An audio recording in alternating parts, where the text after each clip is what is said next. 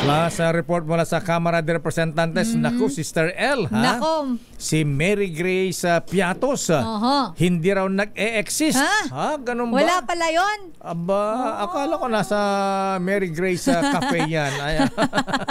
Akala hindi nag-e-exist sa PSA. Si Piatos, wala rin sa mga grocery. Aris number 12, Milky Regunan. Sino may sabi yan manang Milky? Lakay at Sister L, walang Mary Grace Piatos. Ito ang kinumpirma ng Philippine Statistics Authority o PSA at ipinagbigay alam na sa House Committee on Good Government and Public Accountability na pinamumunuan ni Manila Representative Joel Chua. Ang certification ay pinirmahan ni Claire Dennis Mapa, ang Undersecretary ng National Statistician and Civil Registrar General bilang tugon sa request ng komiteng alamin kung meron bang totoong tao na nagngangalang Mary Grace Piatos. Sa dokumento, negative o walang record si Mary Grace Piatos sa PSA at sa Civil Registry System database ng Certificate of Live Birth, Certificate of Marriage at maging sa Certificate of Death.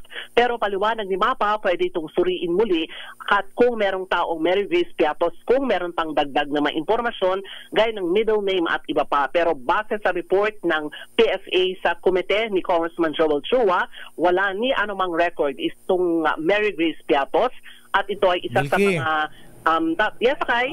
Chinek ba ang birth certificate niyan sa PSA? Ayan, wala bang birth certificate si Mary Grace Piatos? Ito, Lakay nga, wala daw. Wala.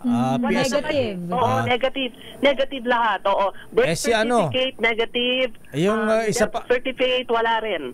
Si Fernando Tempura, wala rin. Wala rin si Tempura. Oo, mukhang mahirap din hanapin si Tempura. Pero yung Mary Grace Piatos, Manang Milky. kumpirmado ayon sa PSA. Yes, Sister L. Akala ko isang tilang yung Piatos niya. Pero may Piatos daw sa Davao. May Piatos daw sa Davao, di ba, na isa lang? Kaya lang single T may yata. nagsabi rin. Oo. Pero base nga sa PSA, based on the records na death certificate, live birth, o kaya naman marriage certificate, walang nag-e-exist a certain Mary Grace Piatos. Meron yata Mary Grace Resto. Ayan. Cafe. Cafe ba? Cafe. Okay, Ensaymada. Ensaymada or Mamon. Pwede rin.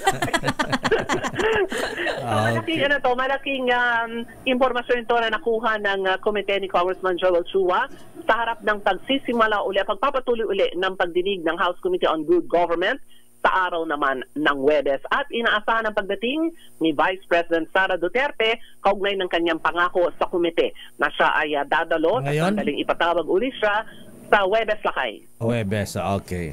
Okay. Sa Huwebes. Maraming salamat, Manang Milky. Ang impormasyon, walang Mary Grace Piatos. Ako si Milky Regunan, nagulat para sa DCRA. Teka muna. Sa Pilipinas. Yes, Lakay. Anong reaksyon ni Speaker Romualdez dito sa impeachment complaint? Kadami-dami.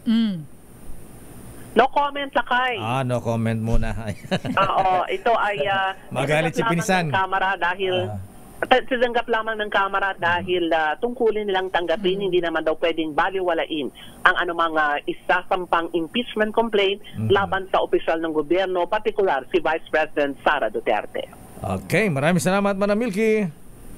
Balik sa iyo, Lakay at Sister L.